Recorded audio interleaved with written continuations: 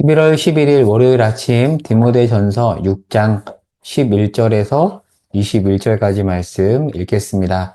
오직 너 하나님의 사람아 이것들을 피하고 의와 경건과 믿음과 사랑과 인내와 온유를 따르며 믿음의 선한 싸움을 싸우라.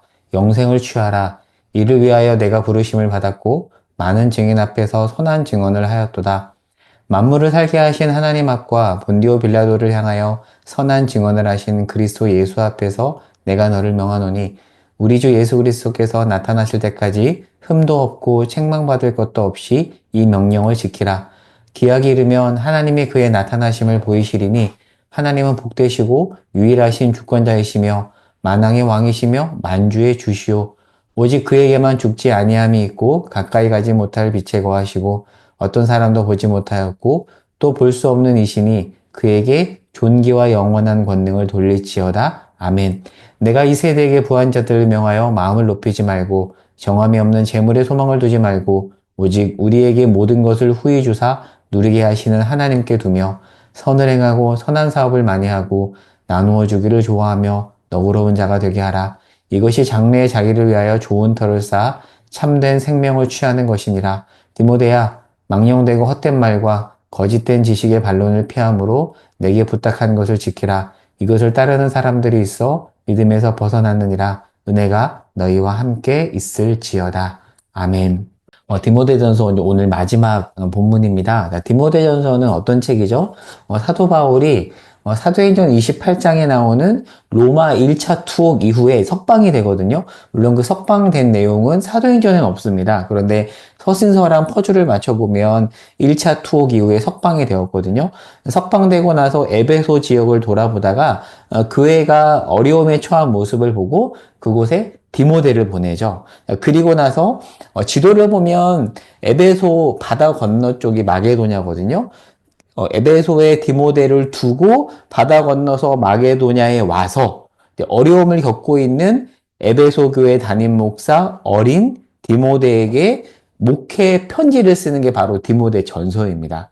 그러니까 이 편지는 디모데에게 바울이 쓴 것이면서 동시에 디모데가 맡고 있는 에베소 교인들을 염두에 둔 면도 있거든요. 이것을 염두에 두고 디모데 전서를 봐야 됩니다. 자, 오늘 본문은 바로 그 편지의 마지막 부분인데 내용을 읽어보면 앞부분 내용과 많이 겹칩니다. 그런데 차이가 있다면 오늘 본문은 주로 디모데 개인, 그 개인은 어떤 개인이죠?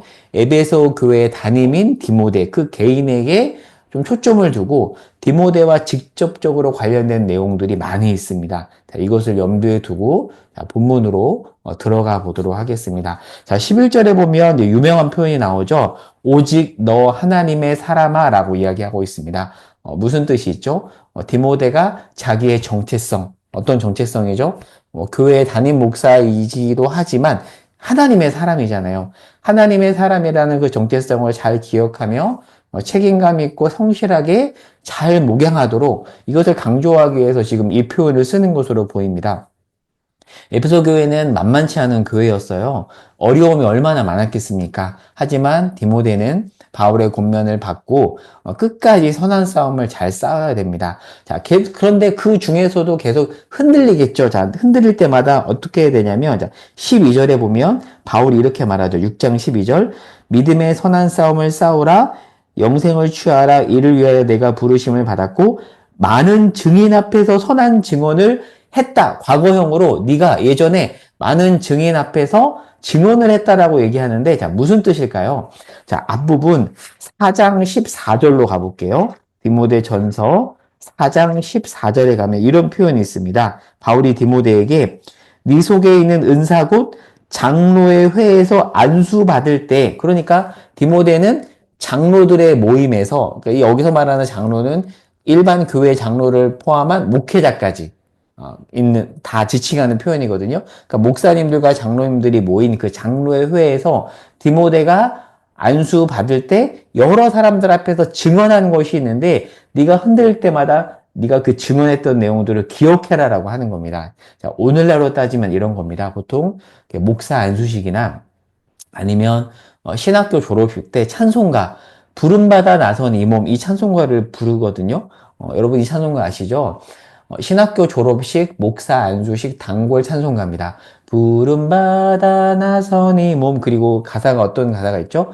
아골골짝 빈들에도 복음 들고 가오리다. 그리고 3절 후렴 부분에 보면 이름 없이 빛도 없이 감사하며 섬기리다. 사실 이 찬송가의 고백은 목사들의 어떤 안수식 출발선상에서 했던 다짐이기도 하거든요. 자, 그런데 시간이 흐르면 어려움이 오고 시간이 흐르다 보면 아골골짝 빈들에는 잘 가려고 하지 않습니다. 분명 가겠다라고 다짐했는데 잘 가려고 하지 않고 가급적이면 넓고 편한 길을 가려고 합니다. 제 목회를 봐도 그래요. 아골골짝 빈들이 딱 오면은 안 가려고 하고 가급적이면 편한 길로 가려고 하는데 지금 바울이 디모데에게 뭐라고 하죠? 그때 네가 다짐했던 거 기억해봐. 너 다짐했잖아. 지금 상기시키고 있는 겁니다. 자, 그런데 여러분, 아골골짝 빈들에 가는 것보다 사실 더 어려운 게 뭔지 아세요? 이 찬송가 3절에 나오는 이름 없이 빛도 없이 감사하며 섬기는 것입니다. 시시한 삶이잖아요. 여러분, 누구나 명예욕이 있습니다. 특별히 남자들은 여자들보다 제가 볼 때는 상대적으로 명예욕이 더 강하거든요. 그 명예욕으로부터 자유롭게 살면서 기꺼이 주님을 위해서 이름 없이 빛도 없이 섬기는 삶. 그 삶은 결코 쉽지 않습니다. 근데 지금 바울이 디모데에게 그 길을 잘 가라. 네가 그거 다짐하지 않았냐? 그 얘기를 하고 있는 겁니다. 제가 지금 여러분에게 이 설교를 하고 있지만 설교를 하다 보니까 어떤 생각이 드냐면 마치 하나님이 지금 저에게 하시는 말씀 같아요.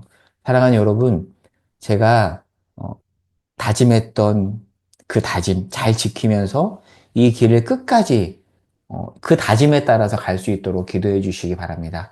아골골짝 빈들에도 어디든지 가며 이름 없이 빛도 없이 이 길을 기꺼이 가는 그런 목회자가 될 수 있도록 여러분 기도해 주시기 바랍니다. 지금 바울이 디모데에게 그 다짐 기억해라. 그 길을 계속 가라. 라고 지금 권면해 주고 있습니다. 자, 본문 더 가보도록 하겠습니다. 자, 17절 이후에 보면 지금 바울은 앞에서 했던 이야기를 반복해서 다시 한번 이야기하는데요. 17절에서 19절에 보면 이렇게 써 있죠. 이 세대에서 부한 자들을 명하여 마음을 높이지 말고 정함이 없는 재물에 소망을 두지 말고 오직 하나님께만 소망을 두라고 그렇게 설교하라고 얘기하고 있어요. 그러니까 이런 겁니다. 디모데야, 너의 교회 안에, 에베소 교회 안에, 특별히 에베소 지역에는 부자들이 많았거든요. 야, 부자들 있지? 그들에게 이렇게 설교해야 돼. 그들에게 이렇게 가르쳐야 돼. 여러분, 부에 소망 두지 마세요. 하나님만 바라보십시오. 여러분, 부가 최고인지 아시죠? 아닙니다. 하나님은 다른 기준을 여러분에게 제시합니다. 그 설교를 디모데야, 에베소 교인들에게 해야 된다라고 지금 이야기하고 있습니다. 여러분, 하나님께 참 소망을 두며 재물에 소망을 두지 말고 정진하십시오. 그 설교를 바울은 했었고, 바울이 지금 디모데에게 그 설교를 하라고 이야기하고 있습니다. 자, 이 말로 추정해 보면 아마도 디모데를 힘들게 했던 에베소 교인들은 아마도 부자였던 것 같아요. 그리고 높은 자리에 있으면서 돈을 가지고 교회에 와서 세상의 가치관대로 교회를 좌지우지하려고 했던 것 같습니다. 뭔가 힘이 있잖아요. 그리고 어깨가 뭔가 으쓱하잖아요. 돈도 있고 사회적 지위도 있고 그런데 그런 지위와 소유 때문에 디모데가 흔들릴 수 있는데 흔들리지 말아라. 그리고 그들에게 하나님의 말씀을 기준으로 강하게 가르치라. 만약에 네가 그것으로 인해서 흔들린다면 교회가 위태로워질 것이다 라고 이야기하고 있습니다. 보통은 부한자들에게 훈계하기보다는 부한자들과 어떻게든 함께 하려고 하잖아요. 훈계하지 않고. 그런데 지금 바울은 디모데에게 잘못된 것이 있다면 훈계하라고 합니다. 그러니까 부 자체가 잘못했다라는 이야기가 아니라 부를 기준으로 말씀의 기준을 무너뜨리는 이들이 있다면 그들에게 훈계해야 된다라고 이야기하고 있습니다. 우리가 앞서서 지난주에 장로와 집사의 기준에 대해서 살펴보았잖아요. 그 직분 기준을 논할 때도 바울은 사회적 지위와 세상의 소유를 어떤 교회 직분의 기준으로 이야기하지 않았습니다. 그런데 이 당시 그리스 로마 사회, 그레코 로만 사회에서는 사회적 지위와 소유는 자랑거리였습니다. 그 세상의 자랑거리를 교회 안에 가져와서 기준을 바꾸면 안 된다. 세상의 기준을 가지고 직분자를 세우면 안 된다. 세상에서 통용되는 가치를 교회에서 그대로 가르치면 안 된다. 물론 세상에서 통용되는 가치가 다 나쁜 것은 아니지만 잘못됐는데도 가져와서 가르치는 것 용납하면 안 된다. 지금 그 얘기를 바울이 디모데에게 해주고 있는 것입니다. 자, 오늘 말씀을 정리하고 적용해 보겠습니다. 두 가지로 정리해 볼게요. 자칫 본문을 너무 레디컬하게 읽으면 바울이 부자체를 경계하는 게 아닌가 싶지만 아닙니다. 하나님은 부자체를 경계하지 않습니다. 돈이 많든 적든 하나님이 보시는 것은 뭐냐면 어떻게 사용하는가입니다. 자, 오늘 본문 그 매일 성경 해설에도 보면 이렇게 써 있거든요. 하나님은 마지막 날 우리가 얼마나 쌓았느냐가 아니라 어떻게 사용했는가를 물을 것이다 라고 그렇게 설명이 되어 있는데요. 제가 참고로 예전에 3월 달에 했던 설교 중에 이런 내용을 여러분에게 전했는데 기억나실지 모르겠습니다. 마가복음 12장 41절에 보면 한번 찾아보실까요? 마가복음 12장 41절에 보면 가난한 과부가 두 렙돈 헌금을 하잖아요. 그런데 여러 사람들이 같이 헌금을 했었어요. 그 중에 가난한 과부도 있었죠. 그런데 마가복음 12장 41절에 보면 사람들이 헌금함에 헌금을 넣는 모습을 보고 이렇게 표현해요. 예수님이 무리가 어떻게 돈 넣는가를 보았다. 어떻게? 그러니까 예수님이 사람들이 어떻게 돈을 넣었는가를 보았대요. 자, 중요한 표현이 나옵니다. 어떻게입니다. 영어로 하면 how죠. 그러니까 how much가 아니고 how예요. 그러니까 예수님은, 하나님은 우리가 얼마나 넣는가, how much를 보는 게 아니라 100원이든 1000원이든 우리의 태도를 보십니다. 액수를 보지 않으세요. 그 내용을 디모데야, 에베소 교인들에게 가르치라라고 이야기하고 있습니다. 동일하게 오늘날 우리가 배워야 되는 내용이고요. 오늘날 교회에서 가르쳐야 하는 내용입니다. 자, 그리고 두 번째입니다. 자, 바울은 디모데전서 마지막 구절인 6장 21절에서 이렇게 말하죠.